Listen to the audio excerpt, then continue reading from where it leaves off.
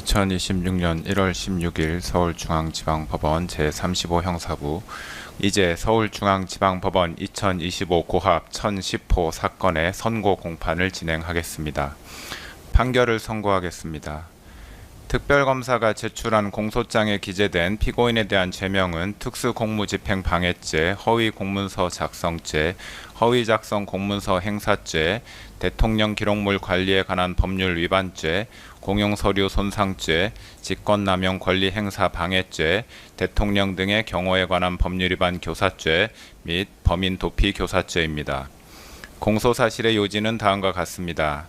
국무위원 심의권 침해 관련 직권남용 권리행사 방해 범행 부분입니다.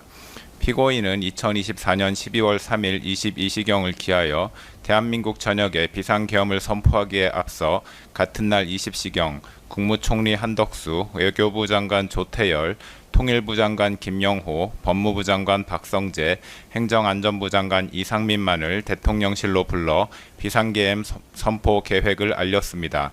그 다음에 국무회의 의사 정족수를 채우기 위해 국무위원들을 추가로 소집하면서 나머지 13명의 국무위원들 중 자신이 임의로 선정한 기획재정부 장관 최상목, 농림축산식품부 장관 송미령, 보건복지부 장관 조규홍, 중소벤처기업부 장관 오영주, 국토교통부 장관 박상우, 산업통상자원부 장관 안덕근 등 6명에게만 연락하여 이유는 알려주지 않은 채 대통령실로 오도록 지시하고 이 6명 중 최상목, 송미령, 조규홍, 오영주가 대통령실에 도착하여 국무회의 정족수인 11명이 채워지게 되자 회의를 종료하고 22시 27분경 비상계엄을 선포하였습니다. 그럼으로써 출석하라는 연락을 받지 못한 교육부 장관 이주호, 과학기술정보통신부 장관 유상임, 국가보훈부 장관 강정애, 문화체육관광부 장관 유인촌, 환경부 장관 김완섭, 고용노동부 장관 김문수, 해양수산부 장관 강도형 등 7명의 국무위원 및 대통령실에 미처 도착하지 못한 박상우, 안덕근 등 2명의 국무위원으로 하여금 국무회의에 출석하여 비상계엄 선포 및 계엄사령관 임명에 관한 심의를 할 수 없도록 함으로써 위 9명의 국무위원들이 국무회의에 출석하여 헌법 질서와 국민의 기본권에 중대한 영향을 미치는 계엄 선포 및 계엄 사령관 임명에 관해 심의할 권리의 행사를 방해하였다는 것입니다. 비상계엄 선포 문서 사후 작출 관련 허위 공문서 작성 및 행사 범행 부분입니다. 2024년 12월 3일 비상계엄 선포를 위해 국무위원 등이 모인 자리에서는 피고인이 국방부 장관 김용현으로부터 비상계엄의 선포를 보고받는 과정에서 국무총리 한덕수를 거치지 아니하였을 뿐만 아니라 피고인의 일방적 비상계엄 선포 후 대통령실 직원이 국무위원들에게 비상계엄 관련 문서에 서명을 요구하였지만 국무위원들이 서명을 거부하여 헌법상 대통령의 국법상 행위에 대한 문서주의 및 부서 제도가 기능하지 못하였습니다. 그 후 대통령 비서실 부속실장 강의구는 2024년 12월 6일경 대통령, 국무총리, 국방부 장관의 서명란이 기재된 2024년 12월 3일자 비상계엄 선포문 표지를 작성하였고 그 뒤에 국무총리 한덕수에게서 전달받은 비상계엄 선포문을 첨부하여 2024년 12월 3일자 비상계엄 선포문을 만든 후 국무총리 한덕수와 국방부 장관 김용현으로부터 부서를 받은 다음 12월 7일 피고인에게 보고를 하였습니다. 피고인은 이 비상계엄 선포문에 대통령란에 서명을 하여 강의구 부속실장에게 전달하였고 강의구 부속실장은 이 비상계엄 선포문을 대통령 비서실 부속실에 보관하였습니다. 이로써 피고인은 강의구, 한덕수, 김용현과 공모하여 마치 대통령의 국법상 행위인 12월 3일 비상계엄 선포가 국무총리와 국방부 장관이 계엄 선포 전 부서한 문서에 의하여 이루어진 것처럼 보이게 하거나 비상계엄 선포 관련 탄핵 또는 수사 절차 등에 행세할 목적으로 그 직무에 관하여 대통령이 서명하고 국무총리와 국방부 장관이 부서한 2024년 12월 3일자 비상계엄 선포문을 허위로 작성하고 그 무렵 이를 대통령 비서실 부속실에 보관하는 방법으로 행사하였다는 것입니다. 비상계엄 선포문 등 피해기 관련 대통령 기록물 관리에 관한 법률 위반, 공용서류 손상 범행 부분입니다. 피고인이 위와 같이 대통령이 서명하고 국무총리와 국방부 장관이 부서한 2024년 12월 3일자 비상계엄 선포문을 허위로 작성한 후 수사기관의 비상계엄 관련한 사건에 대한 수사가 본격적으로 진행되자 한덕수 국무총리는 12월 8일 강의구 부속실장에게 전화하여 위 문건에 자신이 서명한 것을 없었던 것으로 하자고 하였습니다. 피고인은 2024년 12월 10일경 강의구로부터 위와 같은 한덕수의 말을 보고받자 총리의 뜻이 그렇다면 그렇게 해라 라고 강의구에게 말하여 허위로 작성된 위 2024년 12월 3일자 비상계엄 선포문을 폐기할 것을 승인하였습니다. 이에 강의구가 위 문서를 문서 3단계에 넣어 파쇄하는 방법으로 폐기함으로써 피고인은 한덕수, 강의구와 공모하여 무단으로 대통령 기록물인 동시에 공무소에서 사용하는 서류인 위 비상계엄 선포문을 손상하였다는 것입니다. 비상계엄에 따른 정치적, 사법적 위기 타개를 위한 허위 공보 관련 직권남용 권리행사 방해 범행 부분입니다. 2024년 12월 4일 비상계엄 해제 발표 이후 국회와 언론에서는 피고인의 비상계엄 선포 행위는 실체적, 절차적 요건을 갖추지 못한 것으로 위헌, 위법적 행위에 해당하고 탄핵 사유에 해당한다는 문제 제기가 지속되었고 검찰, 공수처, 경찰 등 수사기관이 피고인과 공범들에 대해 내란죄 등의 수사에 착수하였으며 나아가 야당 의원 191명이 대통령 탄핵 소추안까지 발의하는 상황에 이르는 등 국내외적으로 정치적, 사법적 위기에 처하게 되었습니다. 이에 피고인은 홍보수석실 해외 홍보비서관 겸 외신 대변인을 활용해 외신을 상대로 정당한 목적으로 적법한 절차에 따라 비상계엄을 선포하고 시행한 것처럼 거짓 홍보하여 국내외 부정적 여론을 무마하기로 마음먹고 2024년 12월 4일 오후경 해외 홍보 비서관 겸 외신 대변인에게 전화하여 국회의원 과반수의 비상계엄 해제 요구 요건을 알고 있었지만 의원들의 국회 출입을 통제하지 않았다. 국회가 동의 여부를 판단할 수 있도록 국회의원의 본회의장 진입을 막지 않았다. 대통령으로서 헌정 파괴 세력으로부터 자유민주주의 헌법 질서를 지키기 위한 액션은 했지만 합헌적 틀 안에서 행동을 취했다. 현재의 국정마비 상황을 일단 타개하고 질서를 회복하기 위한 것이 목표였다. 헌정질서 파괴의 뜻은 추호도 없었다. 라는 내용의 프레스 가이던스 즉 PG를 작성하게 하고 이를 외신들에게 전파하도록 지시하였습니다. 그러나 피고인이 지시한 PG의 내용은 허위의 사실이므로 외신 대변인에게는 피고인의 지시를 따를 의무가 없었는데도 피고인은 대통령실에 대한 지휘 감독 권한을 남용하여 외신 대변인으로 하여금 피고인이 알려준 허위의 사실을 PG로 작성하게 한 후 이를 외신 기자들에게 전달하게 하였고 외교부 부대변인에게도 위 PG를 보내주어 외신 기자들에게 전달하게 하였습니다. 이로써 피고인은 대통령 비서실의 업무를 총괄하고 소속 공무원을 지휘 감독하는 권한을 남용하여 외신 대변인으로 하여금 의무 없는 일을 하게 하였다는 것입니다.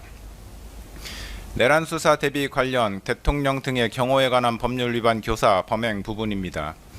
2024년 12월 4일 비상계엄 해제 이후 검찰, 공수처, 경찰 등 수사기관이 내란 등 혐의와 관련하여 피고인과 국군 방첩사령관 여인형, 수도방위사령관 이진우, 육군 특수전사령관 곽종근 등에 대한 수사에 착수하였다는 사실이 대대적으로 언론에 보도되었습니다.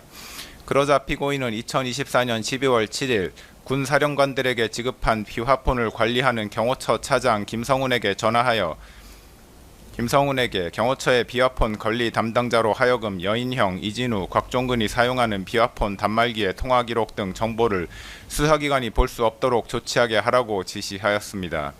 피고인으로부터 지시를 받은 김성훈은 같은 날 경호처에서 김모 지원본부장에게 전화하여 여인형, 이진우, 곽종근이 사용하는 비화폰 단말기의 통화 기록 등 정보를 수사기관이 볼 수 없게 조치하라고 지시하였습니다. 이로써 여인형 등이 사용하는 비화폰 단말기의 통화 기록 등 정보를 수사기관이 볼 수 없도록 하기 위하여 경호처 차장 김성훈으로 하여금 지원본부장을 상대로 직권을 남용하도록 교사하였다는 것입니다.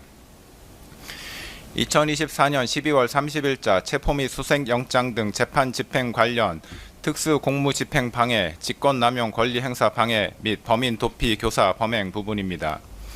2024년 12월 4일 비상계엄이 해제된 후 검찰, 공수처, 경찰에서는 내란 혐의와 관련하여 피고인 및 공범자들에 대한 수사에 착수하였습니다.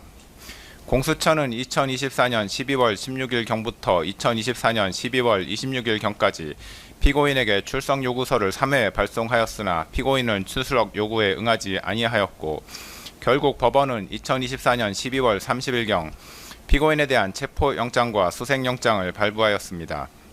법원이 발부한 영장을 집행하기 위해 공수처는 2025년 1월 3일경 체포영장의 집행을 시도하였는데, 피고인은 대통령 경호처장 박종준과 차장 김성훈 등에게 체포영장은 불법이므로 이에 응할 수 없다고 하면서 체포영장 등의 집행을 저지하라고 지시하였고, 피고인으로부터 지시를 받은 경호처장 박종준과 차장 김성훈은 대통령 경호처 간부회의 등을 통해 대통령의 방침이라면서 이광우 경호본부장 등에게 피고인의 지시사항을 전달하고 군, 경, 병력 동원 계획, 차벽 설치 계획 등을 수립하여 영장 집행을 물리적으로 저지하기로 모의하였습니다.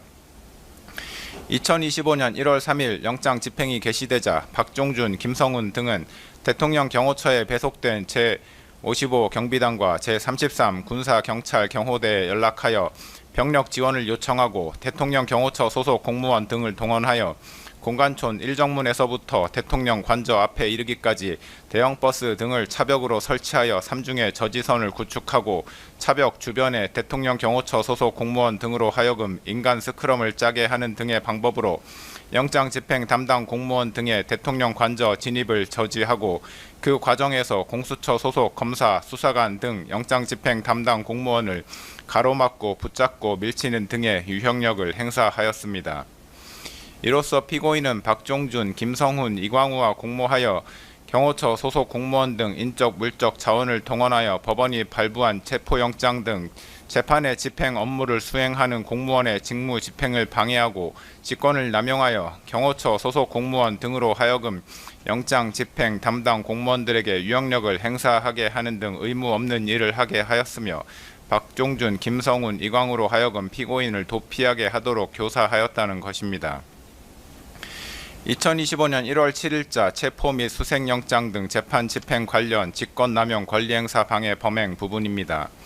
1차 체포영장의 집행 저지 이후 경호처장 박종준이 2025년 1월 10일경 특수공무집행 방해 등 혐의로 경찰 조사를 받는 과정에서 사직서를 제출하였고, 사직서가 수리되어 김성훈 차장이 처장 직무대행직을 맡게 되었습니다. 공수처는 1차 체포영장 등의 집행이 무산된 이후 2025년 1월 7일 피고인에 대한 체포 및 수색영장을 다시 발부받아 2025년 1월 15일 영장 집행을 시도하였습니다. 공수처의 체포영장 등 집행에 응할 수 없다는 피고인의 기조는 경호처장 박종준의 사임으로 처장 직무대행이었던 김성훈과 경호본부장 이광우에게 계속하여 유지되었습니다. 이러한 피고인의 기조에 따라 김성훈, 이광우는 공수처의 체포영장 등 집행을 저지하기 위해 대통령 경호처 소속 공무원 등을 동원하여 공관촌 내 주요 지점에 차벽과 윤형 철조망을 설치하고 인간 스크럼 짜기 훈련을 수차례 실시하였고, 경호처 대테러부 소속 직원들에게 총기를 휴대하고 위력 순찰을 실시하도록 하였습니다. 이로써 피고인은 김성훈, 이광우와 공모하여 대통령 경호처장 등의 권한을 남용하여 소속 공무원으로 하여금 2025년 1월 7일자 체포영장 등 재판의 집행을 저지하기 위해 의무 없는 일을 하게 하였다는 것입니다. 개별 공소사실의 인정 여부에 관해 보겠습니다. 국무위원 심의권 침해 관련 직권남용 권리행사 방해 범행 부분입니다. 피고인은 2024년 12월 3일 비상계엄을 선포한 행위와 관련하여 이 법원에 내란 우두머리 혐의로 공소가 제기되어 현재 재판 계속 중인데, 피고인이 한 국무회의 소집 행위는 계엄 선포 행위 이전에 이루어진 것으로서 대한민국 헌법 및 관계 법령이 규정하는 계엄 선포에 필요한 사전 절차인 국무회의의 심의를 거치기 위한 것에 불과하므로 별건 내란 우두머리죄 공소사실 기재 행위의 실행의 착수 전 단계에서 행하여졌다고 보는 것이 타당합니다. 따라서 이 부분 공소제기는 이중기소에 해당하지 않습니다. 헌법과 계엄법 등 관계 법령의 문헌과 그 입법 취지 및 대통령의 권한 행사와 관련하여 국무회의의 심의가 갖는 제도적 의의 등을 종합적으로 고려하면 모든 국무위원은 국무회의의 구성원으로 국정을 심의할 권한을 가진다고 판단됩니다. 따라서 대통령이 국무회의를 소집하는 경우 국무위원 전원에게 소집 통지를 하여야 하고, 일부 국무위원에게 소집 통지가 결여된 경우에는 해당 국무위원의 심의권이 침해되었다고 보아야 합니다. 피고인은 자신이 임의로 특정한 일부 국무위원들에게만 국무회의 소집 통지를 하였으므로 통지를 받지 못한 교육부 장관, 과학기술정보통신부 장관, 국가보훈부 장관, 문화체육관광부 장관, 환경부 장관, 고용노동부 장관, 해양수산부 장관 이상 7명의 국무위원들의 심의권을 침해하는 행위를 하였다고 판단됩니다. 피고인은 비상계엄의 밀행성과 신속성의 요청에 기인하여 국무위원들 전체에 대한 소집 통지를 하지 못한 것이므로 통상의 국무회의와 달리 계엄 선포와 관련하여 일부 국무위원에게 소집 통지를 하지 못한 것에는 정당한 사유가 있다고 주장하나 헌법과 관계 법령상 긴급한 경우에 그와 같이 소집 통지를 하지 않아도 무방하다는 취지의 예외 규정은 없습니다. 피고인이 주장하는 계엄 선포 사유, 즉 당시 야당이었던 더불어민주당의 다수의 고위공직자에 대한 탄핵 시도 내지 탄핵소추안의 발의, 국가정보원의 선거관리위원회 시스템 점검 결과 등에 의하여 드러난 부정선거 의혹 해소, 국회의 2025년도 예산안 삭감에 따른 안보 공백 상황 초래 등을 고려하여 보더라도 피고인이 비상계엄 선포 이전에 국무위원 전원에 대한 소집 통지를 하지 못한 것을 정당화할 수 있을 정도로 긴급한 상황 하에 있었다고는 보기 어렵습니다. 피고인이 소집 통지를 한 국무위원과 그렇지 아니한 국무위원 사이에 계엄 선포의 보안 유지 필요성과 관련하여 의미 있는 합리적 차이가 존재한다고도 볼 수 없습니다. 피고인은 계엄 선포 당시 국회 통제 등 물리적 조치를 수반하지 아니한 채 단지 국민들에게 국가안보 위기 상황, 야당에 의한 국정와비 상황 등의 현황 및 심각성을 알리기 위한 목적에 이른바 메시지 계엄을 선포하려고 한 것이었다고도 주장하는데 피고인의 위와 같은 주장에 따르더라도 국무위원 전원에게 소집 통지를 하지 못할 정도로 긴급성과 밀행성이 요구되는 상황이 존재하였다고 보기 어렵습니다. 오히려 비상계엄과 같은 국가 긴급권을 행사할 경우 국가의 각 분야에 있어 비상 상황을 초래할 수 있고 다양한 분야에서 국민의 기본권을 침해할 소지가 있으므로 국가 긴급권 행사의 오남용에 따른 피해를 미연에 방지하기 위해 국정 각 분야의 보좌 및 심의를 담당하고 있는 국무위원 모두에게 국무회의에 소집을 통지할 필요성은 더욱 크다고 할 것입니다. 결국 피고인이 교육부 장관, 과학기술정보통신부 장관 등 7명의 국무위원들에 대한 국무회의 소집 통지를 하지 않아 해당 국무위원들이 국무회의에 참석하지 못하도록 한 행위는 직권을 남용하여 위 각 국무위원의 심의권을 침해한 행위에 해당하고 이에 관한 피고인의 고의 역시 인정된다고 할 것이므로 이 부분 직권 남용 권리 행사 방해죄는 유죄로 인정됩니다. 다만 피고인이 이와 같이 국무위원 7명에 대하여 국무회의 소집 통지를 하지 않았던 것과 달리 기획재정부 장관, 농림축산식품부 장관, 보건복지부 장관, 중소벤처기업부 장관, 국토교통부 장관, 산업통상자원부 장관 이상 6명의 국무위원에게는 대통령실로 오도록 연락함으로써 소집 통지를 하였는데 그중 대통령실에 늦게 도착한 국토교통부 장관과 산업통상자원부 장관은 국무회의에 참석하지 못하였습니다. 그런데 정부 조직법, 국무회의 규정 등 관계 변명에 의하더라도 국무회의 소집 통지에 관하여 그 통지의 구체적인 내용이나 방식 등을 제한하는 규정은 찾아볼 수 없고 소집 통지를 한 국무위원 전원이 국무회의에 실제로 참석할 때까지 국무회의를 개최할 수 없다는 규정 역시 존재하지 않습니다. 따라서 대통령인 피고인이 국무회의의 안건인 비상계엄의 선포가 가지는 긴급성과 보안성을 고려하여 국무위원들에게 국무회의 개최 여부나 안건에 관한 언급 없이 단지 대통령실로 오도록 하는 방식으로 소집 통지를 하였다거나 소집 통지를 한 국무위원들이 모두 도착하기도 전에 의사정족수에 해당하는 국무위원들이 출석한 즉시 국무회의를 개최하였다고 하더라도 미처 출석하지 못한 국무위원들에 대하여 그 심의권을 침해할 고의가 있었다거나 국무회의의 소집 및 개최와 관련하여 관계 변명을 위반하였다고 단정하기 어렵습니다. 그렇다면 이 부분 공소사실 중 국토교통부 장관과 산업통상자원부 장관의 2명에 대한 공소사실은 범죄 증명이 없는 경우에 해당하여 무죄라고 할 것입니다. 다만 이 무죄 부분 공소사실은 그와 상상적 형하 관계에 있는 교육부 장관, 과학기술부, 정보통신부 장관 등 7명의 국무위원에 대한 심의권 침해 관련 각 직권남용 권리 행사 방해죄를 유죄로 인정하는 이상 따로 주문해서 무죄를 선고할 것은 아닙니다. 사후부서 관련 허위 공문서 작성 및 행사, 대통령 기록물 관리에 관한 법률 위반, 공용서류 손상 범행 부분입니다. 이 부분 공소사실에 기재된 강희구 대통령실 부속실장이 작성한 문서는 비상계엄 선포라는 제목 아래에 2024년 12월 3일 22시 00분 부로 비상계엄을 선포한다는 내용이 기재되어 있고 그 밑에 대통령의 서명, 작성일자 2024년 12월 3일 국무총리와 국방부 장관의 부서로 구성되어 있습니다. 문서의 기재 형식과 내용에 비추어 보면 이 문서는 작성 권한 있는 공무원인 피고인이 서명의 방식으로 결재함으로써 성립된 문서에 해당합니다. 또한 이 문서는 2024년 12월 3일 비상계엄 선포 전에 일부 국무위원들에게 배포되었던 부서문이 첨부되지 않은 비상계엄 선포문과는 별개의 독립된 역할과 성격을 가진 문서로서 비상계엄 선포문과 함께 계엄 선포와 관련하여 작성되는 문서에 해당한다고 판단됩니다. 이러한 문서의 기재 형식과 내용, 과거 비상계엄 선포와 관련하여 작성되었던 문서와의 형식적, 내용적 유사성, 관련자들의 진술 내용 등을 종합하여 보면 강희구 부속실장은 12.3 비상계엄이 헌법 제82조에서 정한 비상계엄 선포를 위한 절차적 요건을 갖추었다는 점을 증명하기 위하여 문서를 기한하였고, 피고인 스스로도 이 문서가 비상계엄 선포에 관하여 국무총리와 관계국무위원회 부서를 받은 문서라는 점을 인식하면서 문서에 서명하였다고 할 것이므로 위 문서는 피고인이 그 직무에 관하여 작성한 공문서라고 보는 것이 타당합니다. 그런데 이 문서는 실제로 2024년 12월 6일에 양식이 작성되어 12월 7일에 피고인의 서명이 이루어졌는데도 불구하고 그 내용은 마치 2024년 12월 3일 작성되어 대통령 및 관계국무위원회 서명이 이루어진 것처럼 기재되어 있으므로 그 자체만으로도 이미 허위의 공문서에 해당합니다. 또한 이 문서의 내용은 대통령인 피고인이 비상계엄 선포 당일인 2024년 12월 3일 관계국무위원인 국방부 장관과 국무총리의 부서 및 피고인의 결재를 거쳐 문서로서 계엄을 선포한 것처럼 기재되어 있는데, 실제로는 피고인이 계엄을 선포하기 전에 관계국무위원회 부서가 이루어지지 않았으므로 이 점에서도 이 문서의 내용은 허위입니다.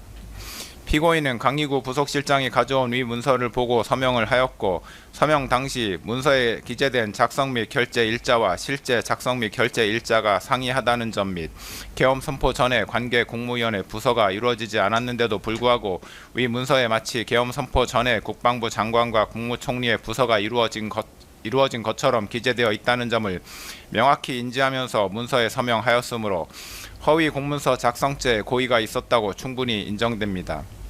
또한 피고인은 향후 비상계엄 선포 요건이 문제가 될 경우 등에 대비하여 비상계엄에 관하여 헌법 제82조에서 정한 문서 주의 및 부서제도 요건을 갖추었다는 점을 증명하기 위한 문서로 사용할 목적으로 위 문서에 서명하였다고 보이므로 문서를 행사할 목적도 있었다고 인정됩니다. 결국 피고인에 대한 허위 공문서 작성죄 공소사실은 유죄로 인정됩니다. 허위 작성 공문서 행사죄에 관하여 봅니다. 허위 작성 공문서 행사죄가 성립하기 위해서는 허위 공문서를 문서가 허위 작성되었다는 사정을 알지 못하는 사람들도 열람할 수 있게 하는 등 문서에 관한 공공의 신용을 위태롭게 하는 행위가 존재한다고 볼 수 있어야 합니다. 그런데 강희구 부속실장은 2024년 12월 7일 작성한 부서문서에 대한 서명이 완료된 후 이를 자신의 사무실 책상 서랍 안에 보관하였다가 한덕수 국무총리에게서 폐기 요청을 받고서 피고인에게 이를 보고한 후 2024년 12월 10일 폐기하였습니다. 강희구 부속실장은 그동안 이를 다른 사람에게 제시하거나 외부에 공고 내지 제출하는 등의 행위는 하지 않았던 것으로 보입니다. 이러한 사정만으로는 위 문서가 허위 작성되었다는 사정을 알지 못하는 다른 사람들이 해당 문서를 열람할 수 있는 상태에 있었다고는 볼 수 없으므로 문서에 관한 공공의 신용을 위태롭게 하는 행위가 존재하였다고 보기 어렵습니다. 따라서 이 부분 공소사실은 범죄의 증명이 없어 무죄라고 판단됩니다. 대통령 기록물 관리에 관한 법률 위반죄 및 공용서류 손상죄 부분입니다. 대통령 기록물 관리에 관한 법률 제2조 제1호는 대통령 기록물을 대통령의 직무 수행과 관련하여 대통령 등의 기관이 생산, 접수하여 보유하고 있는 기록물이라고 정의하고 있습니다. 이 기록물에 해당하기 위해서는 문서, 도서, 대장, 카드, 도면, 시청각물, 전자문서 등 모든 형태의 기록 정보 자료 또는 행정 박물일 것, 대통령의 직무 수행과 관련될 것, 그 생산 또는 접수 주체가 대통령 또는 대통령의 보좌기관, 자문기관 및 경호 업무를 수행하는 기관 또는 대통령직 인수위원회일 것, 생산 또는 접수가 완료되었을 것 이상의 4가지 요건을 갖추어야 합니다. 앞서 본 허위 공문서는 문서 형태로 되어 있고 결재권자는 당시 대통령이었던 피고인이며 12.3 비상계엄이 헌법 제82조에서 정한 비상계엄 선포를 위한 절차적 요건을 갖추었다는 점을 증명하기 위한 목적으로 작성되었으므로 대통령의 직무 수행과 관련하여 작성되었다고 할 것이고, 결재권자인 피고인의 결재가 이루어짐으로써 공문서로 성립된 동시에 대통령 기록물로도 생산되었다고 할 것입니다. 따라서 위 문서는 대통령 기록물에 해당합니다. 또한 공용서류 손상죄에서 말하는 공용서류란 공무소에서 사용하는 서류 기타 전자기록을 말하는데 그 해당 여부를 판단함에 있어 문서의 완성 여부, 공문서로서의 효력이 생겼는지 여부나 정식 결제 절차를 거쳤는지 등은 관련이 없습니다. 이 사건에서 문제되는 문서는 공문서로 성립되었으므로 공용서류에 해당하고 문서가 폐기될 무렵 그 문서를 사용할 의사나 목적이 명백히 소멸되었다고 볼 만한 정황을 찾아볼 수 없습니다. 따라서 피고인이 한덕수 국무총리 및 강희구 부속실장과 공모하여 위 문서를 폐기한 행위는 대통령 기록물 관리에 관한 법률 위반죄 및 공용서류 손상죄에 해당한다고 판단됩니다. 이 부분 공소사실은 각 유죄로 인정됩니다. 허위 공보 관련 직권남용 권리행사 방해죄 부분입니다. 피고인이 2024년 12월 4일 하모 해외 홍보 비서관 겸 외신 대변인에게 전화하여 국회의원 과반수의 비상계엄 해제 요구 요건을 알고 있었지만 의원들의 국회 출입을 통제하지 않았다. 국회가 동의 여부를 판단할 수 있도록 국회의원의 본회의장 진입을 막지 않았다. 대통령으로서 헌정 파괴 세력으로부터 자유민주주의 헌법 질서를 지키기 위한 액션은 했지만 합헌적 틀 안에서 행동을 취했다. 현재 국정마비 상황을 일단 타개하고 질서를 회복하기 위한 것이 목표였다. 헌정질서 파괴의 뜻은 추호도 없었다. 라는 내용의 피지를 작성하게 하고 이를 외신에 전파하도록 지시한 사실 및 이 지시를 받은 해외 홍보 비서관이 그 내용대로 피지를 작성한 후 이를 외신 기자들에게 전달하였고 외교부 부대변인에게도 피지를 보내주어 외신 기자들에게 전달하게 한 사실은 인정됩니다. 정부조직법, 국가공무원법 등 관계 법령의 내용을 종합하여 보면 대통령 비서실 소속 비서관은 대통령의 직무를 보좌하는 자로서 대통령의 명에 따른 지휘 감독을 받는 관계에 있고 이에 따라 직무를 수행할 때 상관인 대통령의 직무상 명령에 대한 복종 의무를 부담합니다. 특별검사는 공소사실에서 대통령 비서실 소속 비서관에게는 사실에 터잡아 업무를 수행하여야 할 의무가 있으므로 대통령이 해외 홍보 비서관에게 허위 내용의 피지를 작성하여 외신에 전달하도록 한 행위는 대통령으로서의 직권을 남용하여 비서관에게 의무 없는 일을 하게 한 것이라고 하였으나 관계법령에 의하더라도 대통령 비서실 소속 비서관이 사실에 터잡아 업무를 수행하여야 할 의무가 있다고 볼 만한 근거 규정은 찾을 수 없고 국민의 알 권리에 관한 헌법 규정 등에 의하더라도 대통령 비서실 소속 비서관의 그러한 의무가 도출된다고는 볼 수 없습니다. 대통령실 대변인이 전파하는 피지는 국정 현안에 관한 대통령실의 입장을 표명하거나 홍보하는 것으로서 피지의 내용이 언론에 보도되는 경우에도 대통령실의 입장 표명임을 표시하게 될 뿐만 아니라 동시에 해당 국정 현안에 관한 다른 언론 기사들도 보도되는 것이 통상적이라 할 것이므로 피지의 내용의 일부 사실관계에 부합하지 않는 내용이 포함된다고 하여 국민들의 알 권리가 침해된다고 보기도 어렵습니다. 피지를 작성하여 전달하는 행위는 사실관계를 있는 그대로 보도하는 행위와는 분명한 차이가 있습니다. 대통령의 명령에 따라 피지를 작성 및 전파하는 해외 홍보 비서관으로서는 특정 현안에 관한 대통령의 입장을 가능한 한 신속하고 정확하게 작성하여 외신 등에 전달하여야 할 의무를 부담할 뿐 대통령이 전달을 요청한 입장 내용 중 사실관계에 관한 내용이 있는지 여부를 가려내거나 사실관계와 일치하지 않는 내용이 있는지 여부까지 판단할 권한 또는 의무가 있다고 볼 수 없습니다. 결국 이 사건에서 피고인의 피지 전파 지시를 받은 해외 홍보 비서관에게 피지의 내용이 허위인지 여부를 판단하여 그 내용을 수정하여 전달하거나 전달을 거부할 의무가 있었다고 볼 수 없으므로 이 부분 공소사실은 범죄 증명이 없어 무죄라고 판단됩니다. 내란 수사 대비 관련 대통령 등의 경호에 관한 법률 위반 교사죄 부분입니다. 피고인은 경호처가 이미 제출한 비화폰 통화 목록과 비화폰은 위법하게 수집한 증거에 해당하여 증거 능력이 없다고 주장하므로 이에 관하여 봅니다. 비화폰과 비화폰 통화 목록은 일반인에게 알려지지 아니한 것으로서 그 내용이 누설되면 국가 안전 보장에 명백한 위험을 초래할 우려가 있다는 점에서 군사기밀보호법에서 정하는 군사기밀에 해당함은 분명하고 피고인이 사용한 비화폰과 피고인의 비화폰 통화 목록은 대통령이 업무와 관련하여 생산한 기록정보 자료 내지 물품이라고 볼 수 있으므로 대통령 기록물법에서 정하는 대통령 기록물에 해당합니다. 그런데 군사기밀보호법은 수사기관의 군사기밀에 대한 압수수색 검증 자체를 제한하고 있지는 않고 압수된 군사기밀의 사후 처리와 관련된 내용만을 정하고 있을 뿐입니다. 대통령 기록물법 역시 수사기관의 대통령 기록물에 대한 압수수색 검증 자체를 제한하고 있지 않으며 압수된 대통령 기록물의 사후 처리와 관련된 내용도 정하고 있지 않습니다. 그렇다면 수사기관이 적법하게 발부받은 법원의 압수수색 검증 영장에 따라 군사기밀과 대통령 기록물을 압수하는 것이 군사기밀보호법과 대통령 기록물법에 위반된다고 볼 수는 없습니다. 경찰청 국가수사본부 비상계엄특별수사단 이하 경찰 특수단이라 합니다. 은 2025년 4월 9일 서울 서부지방법원 판사에게서 적법하게 압수수색 검증 영장을 발부받아 경호처와 협의를 거친 후 경호처가 소유, 소지 또는 관리하는 비아폰 및 비아폰 통화 목록을 압수하였고 압수 이후 군사기밀보호법에서 정한 군사기밀의 사후관리 규정을 위반하였다는 사정도 보이지 아니하므로 경호처가 경찰 특수단에 이미 제출한 비아폰 및 비아폰 통화 목록은 위법하게 수집된 증거에 해당하지 않습니다. 김성훈 경호처 차장의 직권남용에 관하여 봅니다. 국방부는 2024년 12월 6일 곽종근 특수전사령관, 이진우 수도방위 사령관, 여인영 방첩사령관에 대하여 직무정지 처분을 하였는데 경호처장이 위 군사령관들에 대한 암호자재 취급 인가를 해제하지는 않았으므로 군사령관들에 대한 암호자재 취급 인가 자체는 여전히 유효하였다고 보입니다. 따라서 직무정지된 군사령관들이 곧바로 경호처의 비아폰을 반납하지 아니하였다고 하여 그 자체가 보안사고에 해당한다고 해석할 수는 없습니다. 김성훈 차장은 피고인과 군사령관들에 대한 수사가 본격적으로 시작되자 비아폰이 수사기관에 압수될 경우 피고인과 군사령관들 사이의 통화 기록이 확인될 것을 염려한 나머지 보안사고에 해당한다고 하면서 김모 지원본부장에게 비아폰 내 통화 기록 삭제 및 수사기관이 비아폰을 열어보지 못하도록 하는 조치를 할 것을 지시하였습니다. 김성훈 차장의 이러한 지시는 내란 우두머리 혐의 등으로 수사를 받고 있던 피고인의 사적 이익을 추구할 목적에서 이루어졌고 더욱이 지원본부장으로부터 그러한 조치가 증거인멸에 해당할 수 있다는 점을 여러 차례 보고받았으면서도 보안 조치를 종용하였는데 이는 수사기관의 적법한 수사활동을 방해하는 것입니다.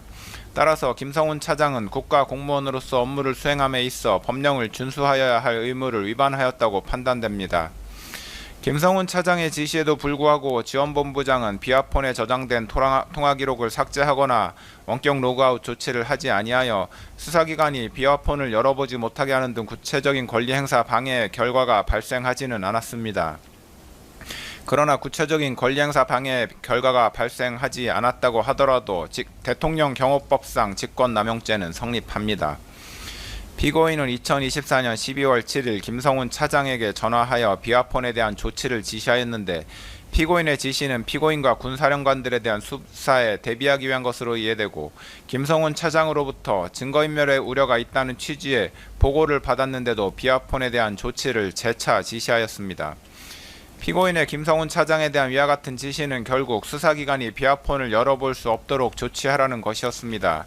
김성훈 차장에게 대통령 경호법상 직권남용죄가 성립하는 이상 김성훈 차장에게 위와 같은 지시를 한 피고인에게는 대통령 경호법 위반 교사죄가 성립한다고 보는 것이 타당합니다.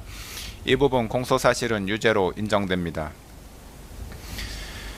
공수처의 2024년 12월 30일자 체포영장 등의 집행 저지와 관련한 피고인의 특수공무집행 방해, 직권남용 권리행사 방해, 범인 도피 교사 범행에 관하여 봅니다. 피고인은 검찰이 군검찰과 함께 구성한 12.3 비상계엄사태 특별수사본부로부터 2차례에 걸쳐 출석 요구를 받았으나 모두 불응하였고 공수처가 경찰 특수단 및 국방부 조사본부와 구성한 12.3 사태 공조수사본부로부터 3차례에 걸쳐 출석 요구를 받았으나 모두 불응하였습니다. 공수처는 2024년 12월 30일 서울 서부지방법원에 피고인을 내란 우두머리 등 혐의로 체포할 수 있도록 하는 체포영장을 청구하여 같은 날 위 법원에서 체포영장과 수색영장을 발부받았습니다. 이 수색영장에는 본건 수색영장은 별도로 발부하는 피의자에 대한 체포영장의 집행을 위한 피의자의 소재 발견을 위하여만 발부하고 압수 및 압수를 위한 수색을 불허하므로 형사소송법 제110조, 제111조가 적용되지 않음이라는 기재가 포함되어 있었습니다.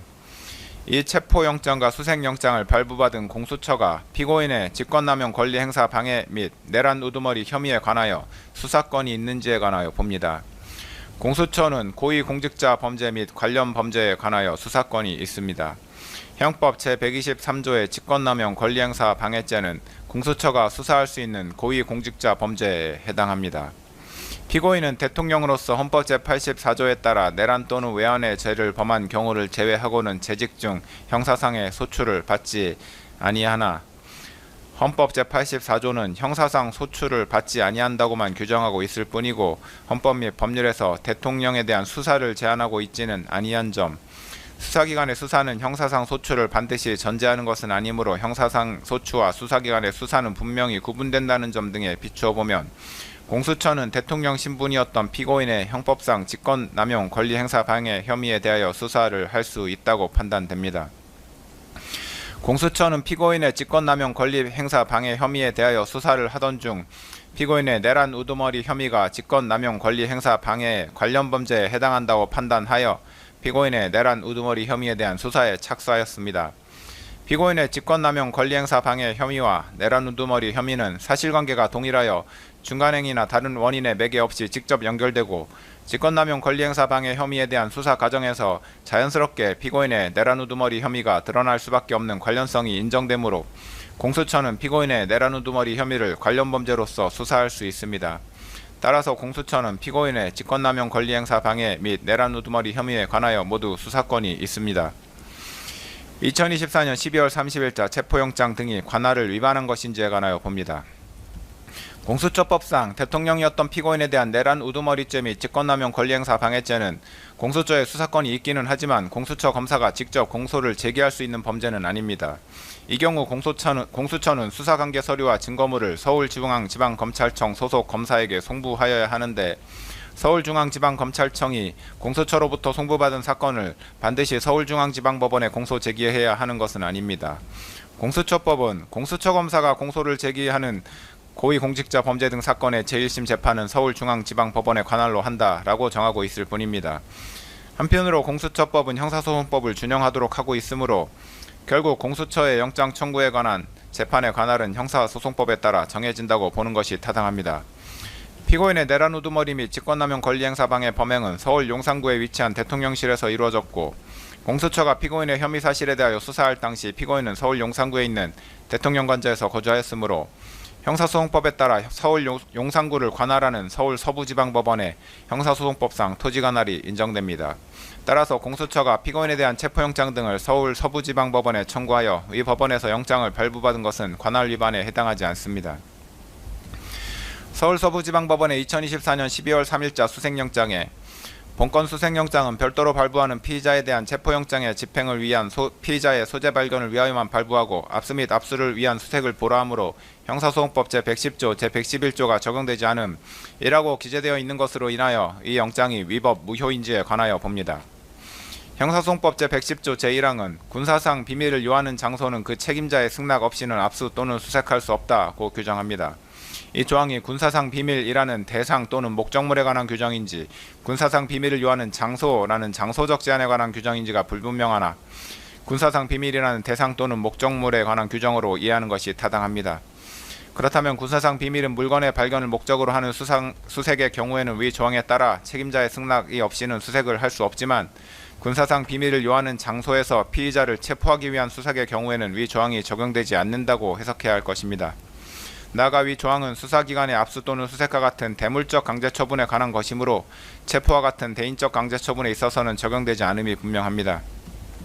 그렇다면 군사상 비밀을 요하는 장소에서 피의자를 체포하기 위한 수색 및 그에 따른 체포에 관하여는 형사소송법 제110조가 적용되지 않으므로 책임자의 승낙이 없었다고 하더라도 위법하다고 볼 수 없습니다.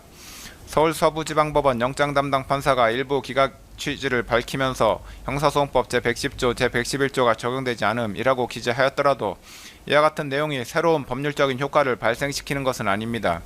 그렇다면 설령 형사소송법 제110조가 장소적 제한에 관한 규정에 해당하기 때문에 군사상 비밀을 요하는 장소에서 피의자를 체포하기 위한 수색의 경우에도 책임자의 승낙을 받아야 한다고 해석하더라도 수색영장에 기재된 형사소송법 제110조, 111조가 적용되지 않음이라는 내용은 무익적인 기재사항에 불과하다고 보아야 할 것이므로 그 부분을 제외한 나머지 부분에 관하여 수색영장은 여전히 유효하다고 판단됩니다. 결국 이 수색영장은 헌법과 법률 조항에 위배되지 아니하므로 유효한 영장이라고 할 것입니다. 대통령 관저를 포함한 공관촌이 형사소송법 제110조 제1항에서 정하는 군사상 비밀을 요하는 장소임은 분명하고 그 책임자는 박종준 경호처장이었습니다. 박종준 경호처장은 공수처가 2024년 12월 30일자 체포영장 등의 집행을 위하여 2024년 12월 31일과 2025년 1월 1일에 경호처에 협조 요청 공문 및 허가 요청 공문을 보낸 데 대하여 아무런 답변을 하지 않았고 2025년 1월 3일 공수처가 위 체포영장 등을 집행하는 과정에서는 형사소송법 제110조를 이유로 영장 집행에 대한 승낙을 거부하였습니다. 그런데 군사상 비밀을 요하는 장소에서 피의자를 체포하기 위한 수색 및 그에 따른 체포에 관해서는 형사소송법 제110조가 적용되지 않으므로 책임자의 승낙이 없다고 하더라도 체포영장 집행을 위한 수색 및 체포가 위법하다고 볼 수 없습니다. 설령 형사소송법 제110조가 적용되어 책임자인 경호처장의 승낙이 필요하다고 해석하더라도 같은 조 제2항에 따라 해당 장소의 책임자는 국가에 중대한 이익을 해하는 경우를 제외하고는 승낙을 거부하지 못하는데 국회에서 탄핵소추가 의결되어 대통령으로서의 권한 행사가 정지되어 있었던 피고인을 내란 우두머리 및 직권남용 권리행사 방해 혐의로 체포하는 것이 국가에 중대한 이익을 해하는 경우에 해당한다고 볼 수는 없으므로 책임자인 경호처장은 영장 집행을 승낙하였어야 할 것입니다. 따라서 경호처장의 수색영장 집행 승낙 거부는 형사소송법 제110조 제2항을 위반한 것으로 그 효력이 없다고 보아야 하므로 어떻게 보더라도 공수처가 경호처장의 승낙 없이 2024년 12월 30일자 체포영장 등의 집행에 나아간 것은 적법합니다. 공수처는 2025년 1월 3일 오전에 공관촌에 도착하여 2024년 12월 30일자 체포영장 등을 집행함에 있어 영장을 박종준 경호처장, 김성훈 차장, 이광우 경호본부장 등에게 지시하였고 박종준, 김성훈, 이광우 등은 이를 모두 확인하였습니다. 비록 공수처가 당시 공관촌 제1정문 앞에 나와있던 도모 변호사에게 체포영장 등을 제시하지는 않았던 것으로 보이나 당시의 변호사는 이 사건에 관한 피고인의 변호인이 아니었으므로 공수처가 피고인의 변호인 조력권을 침해하였다거나 영장 집행이 위법하였다고 볼 수 없습니다. 2024년 12월 30일자 체포영장 등에 기재된 수색장소는 대통령 관저가 있는 서울 용산구 한남대로의 특정한 한 개의 집원뿐이었는데 공수처는 2025년 1월 3일에 체포영장 등을 집행함에 있어 대통령 관저 외곽 1정문 지역을 지나 영장에 기재된 수색장소에 이르기까지 영장에 기재된 집원 외의 집원에 해당하는 지역들을 지나갔습니다. 수색이란 물건 또는 사람을 발견하기 위하여 일정한 장소나 물건, 사람의 신체를 뒤지는 강제 처분을 의미하므로 수색 장소로 이동하는 행위를 수색이라고 볼 수는 없고 수색영장의 집행을 위하여 수색 장소로 이동하는 행위는 압수수색영장의 집행에 필요한 처분으로서 허용됩니다. 다만 집행의 목적을 달성하기 위한 필요 최소한도의 범위 내에서 그 수단과 목적에 비추어 사회통념상 상당한 행위여야 하는데 당시 공수처가 영장에 기재된 수색장소로 이동하기 위해서는 대통령 관저 외곽 1정문 지역 등을 지날 수밖에 없었고 영장 집행 담당 공무원 등이 수색장소로 이동하였던 것 외에 수색장소에 기재되지 아니한 곳에서 수색행위를 하였다는 정황은 보이지 않습니다. 따라서 영장 집행 담당 공무원 등이 수색장소로 이동하기 위하여 수색영장에 기재되지 아니한 다른 지역을 통과한 행위는 수색영장 집행에 필요한 처분에 해당하여 적법합니다. 2024년 12월 30일자 체포영장 등을 집행하는 과정에서 영장 집행 담당 공무원 등은 공관촌 내에서 사진 또는 동영상을 촬영하여 채증을 하였습니다. 공관촌이 군사기지 및 군사시설보호법에서 정하고 있는 군사기지 또는 군사시설에 해당함은 분명합니다. 그런데 대통령 관저의 주둔지 부대장인 제55 경비단장은 수사기관에서 영장 집행 담당 공무원 등의 출입을 허가하였다고 진술하였습니다. 또한 군사기지법에 따르면 군사기지 또는 군사시설의 촬영은 허용되지 않지만 관련 법조문의 해석상 수사기관이 수색영장의 집행에 필요한 처분으로서 촬영을 하는 것이 전면 금지된다고 볼 수는 없고 목적 달성의 필요 최소한의 범위 내에서 허용된다고 보입니다. 채증 영상 및 사진을 촬영한 주체는 수사기관이고 촬영 목적도 범죄수사 및 재판 과정에서 증거로 사용하기 위한 것이었던 것으로 보이며 이로 인하여 군사기지 및 군사시설 보호에 어떠한 장애가 발생한 것으로 보이지도 않습니다. 채증 영상 및 사진의 공관촌의 전체적인 구조, 구체적인 경호 계획 등과 같은 높은 수준의 보안을 요하는 군사상 비밀이 촬영되지도 않았습니다. 이러한 사정들에 비춰보면 채증 영상 및 사진은 목적 달성을 위한 필요 최소한의 범위 내에서 촬영된 것으로 보이므로 군사기지법을 위반하였다고 볼 수 없습니다. 결국 영장집행 담당 공무원 등의 2024년 12월 30일자 체포영장 등 집행은 적법하였고, 이 과정에서 촬영되고 이후 편집된 체증자료 및 이러한 체증자료를 제시하고 관련자들을 신문한 결과를 기재한 진술조서 등은 모두 적법하게 수집한 증거로 판단됩니다. 2024년 12월 30일자 체포영장 집행 전에 박종준 경호처장은 김성훈 차장, 경호처 각 본부장, 경찰관리관, 군사관리관 등과 함께 간부회의를 하면서 체포영장 등의 집행에 응할 수 없다는 방침을 밝혔고, 김성훈 차장, 이광우 경호본부장 등과 함께 관저지역 침투에 대비하여 1, 2, 3차에 걸쳐 차벽을 설치한다는 내용의 차벽 설치 계획을 수립하고 차벽을 설치하였으며, 제55 경비단, 제33 군사경찰 경호대 병력을 동원하라는 지시를 하였습니다. 이후 2025년 1월 3일 오전에 공수처에서 2024년 12월 30일자 체포영장 등을 집행하기 위해 공관촌 1정문에 도착한 후 1정문을 밀어서 공관촌 내부로 진입하자 박종준 경호처장은 김성훈 차장과 이광우 경호본부장에게 영장집행 담당 공무원 등의 공관촌 내 진입을 차단하라고 지시하였습니다. 박종준 경호처장 등의 지시에 따라 경호처 소속 공무원들은 차벽 설치 계획에 따라 마련된 1차, 2차, 3차 저지선에서 영장집행 담당 공무원 등에게 유영력을 행사하며 영장집행을 저지하였습니다. 결국 그날 영장집행에 나아갔던 공수처 검사들과 담당 공무원 등은 영장집행을 중단하고 복귀하였습니다.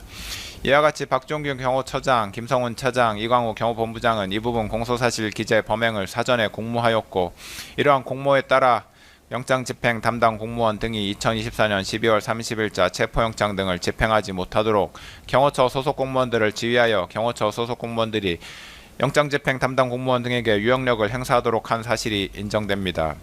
그리하여 박종준 경호처장, 김성훈 차장, 이광우 경호본부장은 공수처의 2024년 12월 30일자 체포영장 등의 집행을 방해하고 직권을 남용하여 경호처 소속 공무원들에게 의무 없는 일을 하게 하였으며, 벌금형 이상의 범죄를 저지른 피고인을 도피하도록 한 것으로 판단됩니다.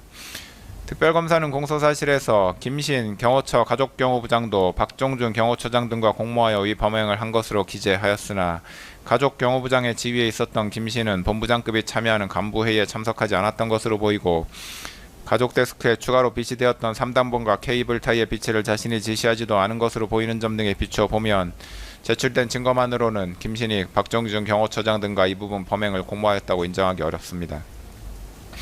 피고인은 2024년 12월 3일 비상계엄을 선포하고 그 다음날 비상계엄을 해제한 이후 공수처, 경찰청 국가수사본부, 검찰 등 수사기관이 대통령 관저에 대한 압수수색을 할 것을 염려하여 2024년 12월 8일 국방부 장관 공관에 대한 경찰 특수단의 압수수색영장 집행 당시 김성훈에게 압수수색에 응하지 말라고 지시하고, 경찰 특수단 소속 수사관이 국방부 장관 공관에 출입한 사실을 보고받아 알게 되자 박종준 경호처장을 크게 질책하였습니다. 피고인은 비상계엄 해제 이후부터 줄곧 자신에 대한 수사기관의 수사에 불만을 가지면서 수사에 협조할 의사가 없음을 박종준 경호처장, 김성훈 차장 등에게 여러 차례 밝혔고, 이러한 피고인의 입장은 공수처의 2024년 12월 30일자 영장집행 당시에도 유지되었습니다. 박종준 처장과 김성훈 차장은 이와 같은 피고인의 언급을 체포영장 등에 대한 불응지시로 받아들였고, 체포영장 집행에 대비하여 차벽 설치, 인력 동원 등 구체적인 계획을 수립하였습니다.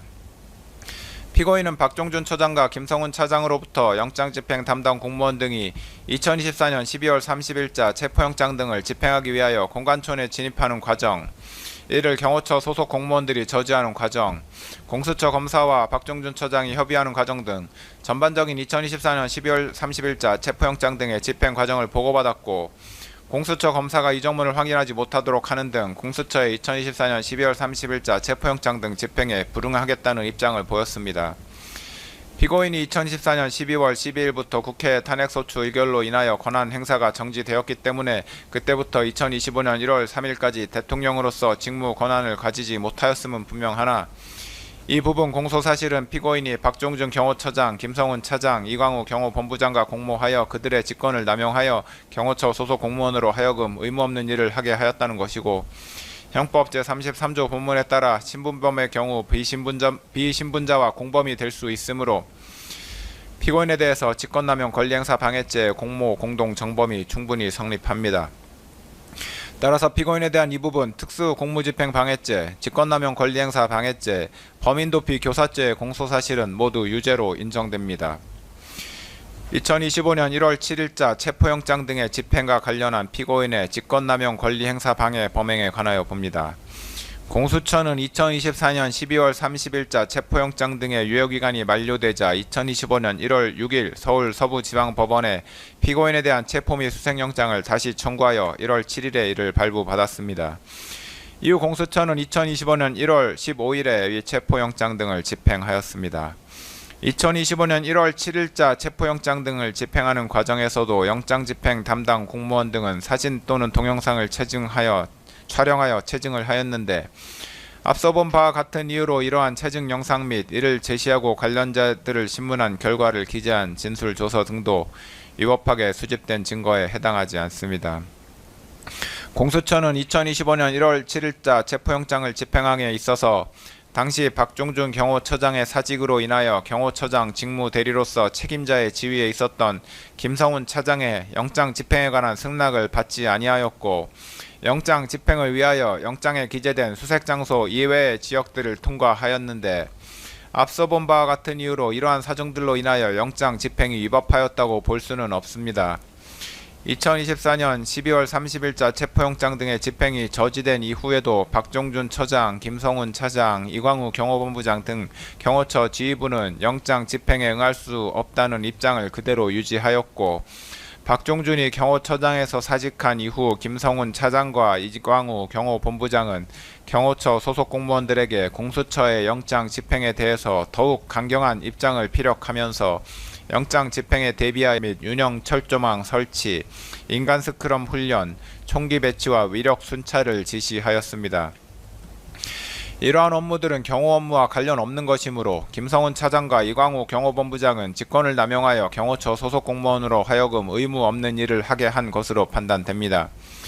공수처의 수사에 응할 수 없다는 피고인의 입장은 2025년 1월 3일 공수처의 영장 집행이 저지된 이후에도 그대로 유지됐고 피고인은 경호처 부장급 직원들과 가진 오찬 행사에서 위력 순찰 등을 지시하였으며 이에 따라 김성훈 차장과 이광우 경호본부장은 경호처 대테러 부장에게 실제로 위력 순찰을 지시하였습니다. 그리하여 피고인이 김성훈 차장, 이광우 경호본부장과 공모하여 경호처 소속 공무원들에 대해 의무 없는 일을 하게 한 사실도 인정됩니다. 이 부분 피고인에 대한 직권 남용 권리 행사 방해 공소 사실도 유죄로 인정됩니다. 이상에서 본 바와 같이 공소사실 중 국무위원들의 심의권 침해 관련 직권남용 권리행사 방해죄 중 소집 통지를 받지 못했던 국무위원 7인에 대한 부분, 허위공문서 작성죄, 대통령 기록물 관리에 관한 법률 위반죄, 공용서류 손상죄, 대통령 등의 경호에 관한 법률 위반 교사죄, 특수공무집행 방해죄, 1차 체포 및 수색영장 집행 저지 관련 직권남용 권리행사 방해죄 및 2차 체포 및 수색영장 집행 저지 관련 직권남용 권리행사 방해죄, 범인도피 교사죄는 각 유죄로 인정되고 국무위원들의 심의권 침해 관련 직권남용 권리행사 방해죄 중 소집 통지를 받았으나 미처 출석하지 못한 국무위원 2인에 대한 부분, 허위 작성 공문서 행사죄, 허위 공보 관련 직권남용 권리행사 방해죄는 각 무죄로 판단됩니다. 유죄로 인정된 부분에 관한 양형의 이유를 보겠습니다. 유죄로 인정된 범죄들은 일부 상상적 경합범 관계 및 실체적 경합범 관계에 있으므로 형법과 관련 법률에 따라 법률상 처단형의 범위를 산정하면 피고인에 대하여 징역 1개월 이상, 징역 11년 3개월 이하의 형을 선고할 수 있습니다. 그중 양형 기준이 설정되어 있는 범죄인 특수공무집행 방해죄, 공용서류 손상죄, 허위 공문서 작성죄에 관한 권고 형량의 범위를 봅니다. 이 사건 특수공무집행 방해죄는 제1유형인 공무집행방해, 직무강요에 해당하고 가중요소에 해당하는 특별가중요소로서 비난할 만한 범행동기, 단체 다중의 위력을 보이거나 위험한 물건을 휴대한 경우, 공무방해 정도가 중한 경우가 있으므로 특별 조정된 가중영역에 해당하여 권고형의 범위는 징역 1년에서 6년이 됩니다.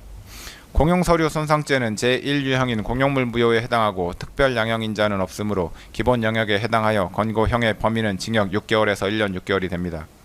허위공문서 작성죄는 제1유형인 소극적 목적에 해당하고 특별 양형인자는 없으므로 기본 영역에 해당하여 권고형의 범위는 징역 4개월에서 10개월이 됩니다. 이에 대하여 다수범죄 처리 기준에 따른 권고형의 범위를 산출하면 징역 1년에서 징역 11년 3개월까지가 됩니다. 구체적인 양형 이유에 관하여 봅니다. 국가긴급권의 행사인 계엄 선포는 전 국가적 혼란을 초래하고 국민의 기본권을 다각도에서 침해할 위험성이 매우 크다 할 것이므로 국가적 위기 상황을 타개하기 위한 다른 수단과 방법이 없는 지극히 예외적인 경우에 한하여 이루어져야 합니다. 대한민국 헌법 및 계엄법에서 계엄 선포에 관하여 국무회의의 심의를 특별히 명시하고 있는 것 역시 이와 같은 위험성을 가진 대통령의 국가긴급권 행사 권한의 온암용을 막고 그 독단을 견제하기 위함이므로 대통령으로서는 계엄 선포 여부를 결정함에 있어 평시에 국가 현안에 관한 국무회의에 있어서보다 국무위원 전원의 의견을 더욱 경청하고 신중을 기하였어야 합니다. 그런데 피고인은 12.3 비상계엄 선포에 관하여 전례 없이 자신이 특정한 일부의 국무위원들에게만 국무회의 소집을 통지하여 국무회의를 개최함으로써 헌법과 계엄법의 규정을 정면으로 위반하여 통지를 받지 못한 국무위원들의 심의권을 침해하였습니다. 피고인은 이에 그치지 않고 더 나아가 계엄 선포에 관하여 헌법에서 정한 국무총리 및 관계 국무위원회 사전 부서가 적법하게 이루어진 것처럼 허위로 문서를 작성하는 데 가담하였고 이후 대통령 기록물이자 공용서류에 해당하는 이 문서를 적법한 절차에 의하지 않고 임의로 폐기하였습니다. 피고인은 대통령으로서 누구보다 헌법을 소화하고 법질서를 준수할 의무가 있는데도 도리어 헌법과 관련 법령에서 대통령의 독단과 권력의 남용을 방지하기 위하여 규정한 절차적 요건을 경시하는 태도를 보였으므로 이는 비난받아 마땅합니다. 한편 피고인은 대통령으로서 법질서를 존중할 의무를 부담하는데도 이를 저버린 채 비상계엄 선포와 관련한 범죄 혐의로 수사를 받는 과정에서 경호처 소속 공무원들을 이용하여 자신에 대한 수사기관의 적법한 영장 집행을 저지하거나 증거인멸을 시도하였습니다. 특히 피고인은 자신이 대통령으로서 가지는 막강한 영향력을 남용하여 경호처 소속 공무원들로 하여금 적법한 영장 집행을 저지하게 하였는데 이는 일신의 안위와 사적인 이익을 위하여 대한민국에 충성하는 경호처 소속 공무원들을 사실상 사병화한 것입니다. 이와 같은 공무집행 방해 범행은 정당한 공권력 행사를 무력화시키고 국가의 법질서 기능을 저해하는 중대한 범죄에 해당하는 점, 피고인이 범행에 이르게 된 경위, 구체적인 범행 내용 등에 비춰 보면 피고인의 죄질이 매우 좋지 아니합니다. 그런데도 피고인은 이 사건 범행에 관하여 납득하기 어려운 변명으로 일관하면서 자신의 잘못을 반성하는 태도를 전혀 보이고 있지 아니합니다. 이와 같은 점들에다가 당시 대통령이었던 피고인의 이 사건 범행으로 인하여 훼손된 법치주의를 바로 세울 필요성이 있는 점 등을 더하여 볼 때 피고인에게는 그 죄책에 상응하는 엄중한 처벌이 필요합니다. 다만 허위 공문서 작성, 대통령 기록물 관리에 관한 법률 위반 및 공용서류 손상 범행의 경우 피고인이 적극적으로 범행을 주도하거나 확정적인 계획하에 범행하였다고는 보기 어려운 점, 형사처벌을 받은 전력이 없는 초범인 점 등을 피고인에게 유리한 정상으로 참작하고 그 밖에 피고인의 나이, 성행, 환경, 범행의 동기와 경위, 수단과 결과, 범행 후의 정황 등 이 사건 기록과 변론에 나타난 양형의 조건이 되는 여러 사정들을 종합하여 형을 정하기로 합니다. 이상의 이유로 다음과 같이 판결을 선고합니다. 피고인 일어서십시오. 주문. 피고인을 징역 5년에 처한다. 이 사건 공소사실 중 허위 작성 공문서 행사의 점 및 허위 공보 관련 직권남용 권리 행사 방해의 점은 각 무죄. 피고인은 이 판결에 불복이 있으면 오늘부터 7일 이내에 이 법원에 항소장을 제출하여 항소할 수 있습니다.